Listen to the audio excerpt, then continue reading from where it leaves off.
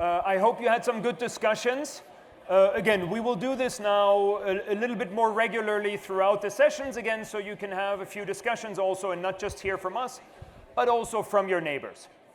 So, I would now like to switch gear and actually go into one of those trends that we just briefly touched on, a trend that we think is quite relevant in today's time and age, not just for family offices, for all of us.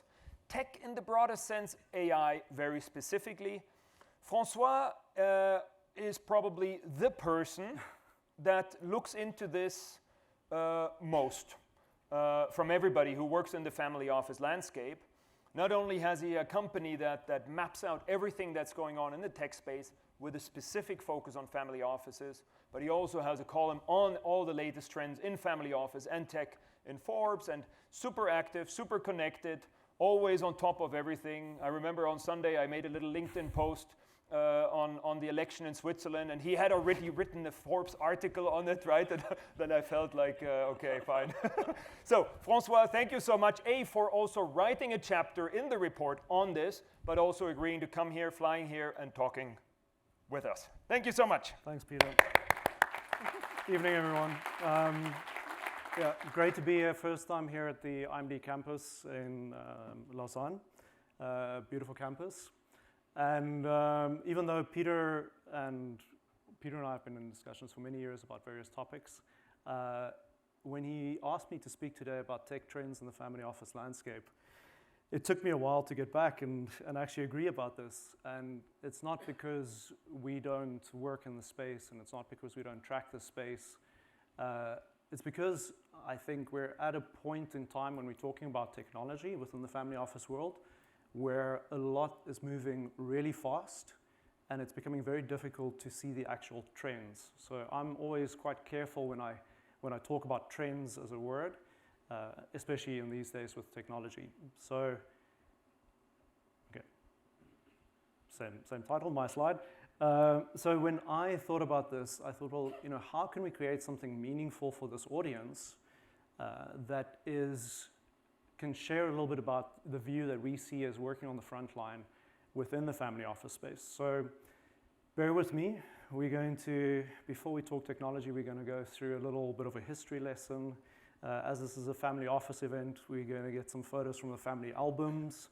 We are going to touch on philosophy, a healthy dose of AI, and then come back to tech in the organization. So, starting with the family album here, clearly I've been an early adopter of new technologies and ways of working from a very early age. In '85, on the beach, my cousin decides to play in the sand. I'm working from home remotely, doing my business over there. And that's really continued. I had my first 386 computer. Again, it's a very long time ago, but installed, and I remember this very, very vividly, installed Windows 90-something with about 100 floppy drives, basically, a couple of years later. And it's just been interesting to follow this development very, very much hands-on. I've since then started coding very early, ran several tech startups, so being frontline with technology and technology development. So the question is, why is it so unclear? Why am I confused about the trends in the technology space? And I'm going to share one or two other things right now, but it's just we're working in such a fast-paced environment that if I built a presentation on trends for today, it would probably be outdated by the time that I presented it. I think many people in the room have seen the hockey stick graph investing into tech startups especially. Somehow we're always there.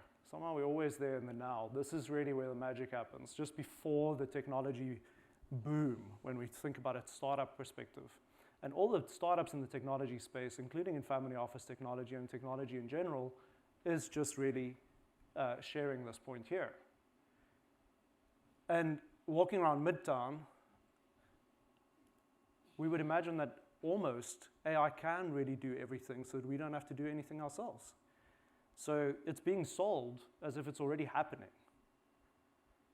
And maybe if AI can generate an image or a video with sound, which we don't really have now, but with sound of that scene that never even existed. Potentially AI technology is actually in a space where it is starting to deliver on some of these promises. So let's go for a history part. To try and unpack, where we're at, I went back and said, well, we're probably going into a new revolution when it comes to AI technology. So let's go back and unpack some of the previous revolutions. Because I live in Copenhagen these days, and the Danish philosopher said, Søren Kierkegaard said, life can only be understood backwards, but must be lived going forwards. So let's take that look back at the three revolutions. So again, according to AI, this is what the agricultural revolution looked like. So new farming equipment coming online. That changed the way that we basically revolutionized food production. So people were able to farm, fewer people were required, we could feed more people started to trade. The next revolution is the Industrial Revolution. Again, new technology happened. What was those technology? We could manufacture things. We basically revolutionized manufacturing and production here. Again, new processes, people had to do something else in that point. The start of the digital revolution, and this could again be a photo from my family album because my great uncle actually implemented one of the IBM 360s within a large life insurance company in the 50s and 60s. And this has been really where if the previous revolutions looked at food production and then production itself, this was really about information. So revolutionizing how information can be used and shared. Again, we saw shifts in terms of what people were doing, and we saw shifts in terms of the processes involved. A lot of reskilling happening. And I believe that we're entering the space of the agentic AI revolution. So in this revolution, we're basically revolutionizing thought. So how information's flowing and how thinking can happen. Who's familiar with this graphic? Okay, fantastic. So the people process technology graphic has been something that's been around as a framework to navigate change for organizations since the 60s. And if we think back about all these revolutions, there were changes in what people did, what their roles were, the processes, how they produce things or produce food, and the technology that enabled that. And we're going to come back to this. Because I believe that this revolution that we're going into is about more than just technology. It is about people. It is about processes. So we can't have a discussion about technology trends without unpacking these other aspects and the impact of this on society. So again, as show of hands, who here has heard of the term vibe coding? Oh, more vibe coders than change management frameworks. Interesting, okay. So for those who haven't, this is kind of one of the emerging areas of technology on how software can be developed. And one of the key use cases, if we now focus a little bit on technology, is that LLMs can generate code. It's one of the areas that's been very much a fast-growing application. These days, there are lots of vibe coding platforms. I'm going to show a demo of one of these in a second. But the reason why I think it's interesting is because within organizations from a technology perspective, we often had to think about buying versus building. So am I buying a technology product, or are we going to be building something? And the thinking was always, you wouldn't build something if you just need a product. You're going to be buying it. But I would argue if I showed this demo, we might think differently about that. Maybe in the near future, we're going to go back to building technology because it would be easier than finding the right fit. And on a day-to-day basis, our company basically helps family offices find the right technology. So this is basically what we do all the time. So I'm going to jump into this. And just as a side note, LLMs could code for a long time already, for the last 15 years. So this is not a new thing. Gen AI is a new thing, but LLMs, that's not new. So I've got a couple of slides here. I didn't want to bring a video, but in this, I basically did on the transfer from the airport to the hotel yesterday. So basically, we're looking here at a vibe coding platform. It's a familiar interface. This one's called Replit. There are others out there. Lovable, Gemini can do it in the Google framework very well these days, and that race is always on. So in this case, thinking about a family office, I said, well, I'd like to build a portfolio management system. And I'd like that system to, this was literally my entire prompt. The family office is called Signal. The system should be able to have a library of the most frequently used reports, a detailed view of performance attribution as one report, and a section to manage connections to various data sources. That was my only prompt I gave the tool. It then went and spent 4 minutes and then spun up the first preview of what that tool could look like. This is a design view. There's no database behind that, but that took literally 4 minutes for me to do. I could then go back and forth a little bit and discuss a couple of aspects to changes that I wanted to make. And when I was ready, I said, well, now I'd like to actually convert it from a design to an application. And that application was basically a database that was built in the background, got some errors. But the amazing thing is, I don't have to now go and speak to my developer to change these errors and fix these errors, because the agent picks up the errors itself and goes to fix the errors. And then from there, I ended up with a final tool with a database in the background. It took me 20 minutes to do this whole piece of work. I even had a family feed there where I can post updates around the family. I also said, well, I wanted to track lifestyle assets, and it built a library on that. And if anybody wants to see the video, happy to share it. There's actually even a link where you can click through it online, which is published and it's live. So, of course, this is not ready and safe and secure for a family to use. And that's, of course, the caveat. But this can be deployed to any infrastructure that I would like it to be deployed to. So that could be safe and secure infrastructure, could be locked down in many different ways. And that security is just going to become better and better as the technology adoption happens. So 2 things that when I think about this, I said that it's not only about technology, but it's also about people and processes. And the first thing that I'm thinking about here is, for these tools to be effective, we have people, we need to augment people through tools. When we onboarded somebody into an organization, so we heard earlier that there are many family offices that are small teams, almost like startups. So we need to onboard someone. So when we onboard someone, we spend time onboarding them. We share background, we share history, we share our ways of working, and we basically take time to make sure they understand what it is that we expect of them in their role. In the AI era, the tools need the same. So tools, we also need as a tool, the tool needs to understand context about what we are, who we are, what our expectations are. So context is basically the one area that connects these two. And I'm going to come back to context as well. The second thing is that the processes, so we've now talked about technology, we've talked about people, the processes piece I think is very important. So one of the latest reports on this topic from McKinsey says that 57% of work as it is today is automatable with technology. But with a big if the work is designed in the right way.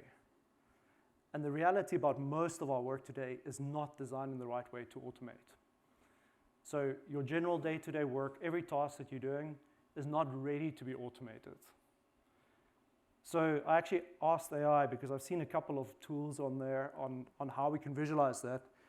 And according to Gemini, this is something like this. This is roughly where we're at now. This is work on the left. We have many steps, and it's quite chaotic on how we get to the different steps. Apparently, we have 2 steps 5. So that's also interesting. We never get past step 5. But then after, it's more linear.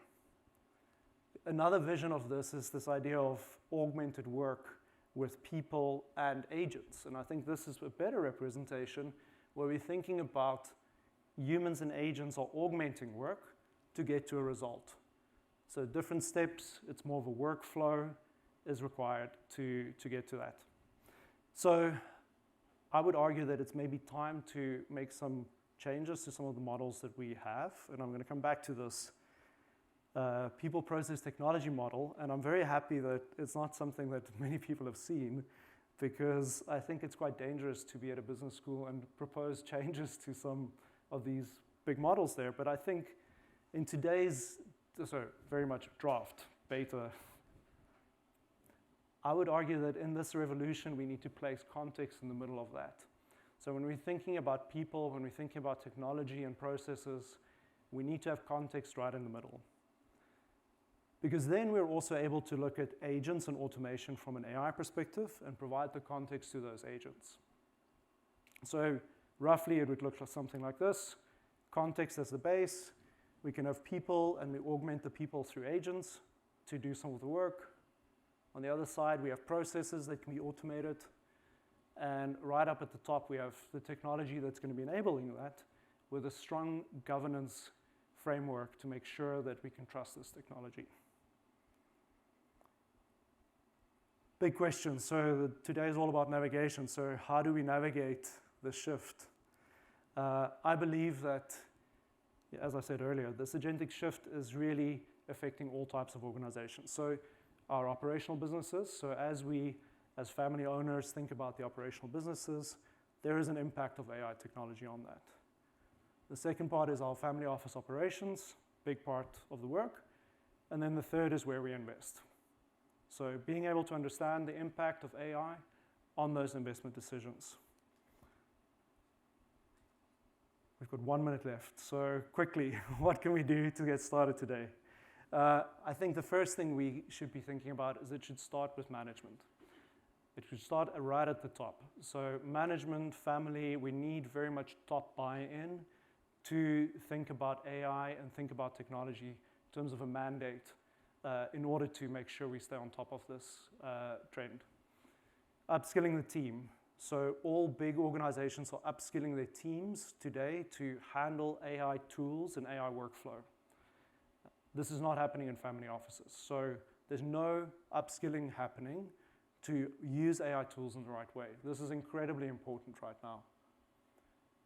We need to understand where data flows. In the world of AI, to build a tool that I just demoed, we need to make sure that the data, the underlying data, is accurate. So you need to understand where the data flows and have the right mapping of that so you know where your data is going and who you're sharing your data with.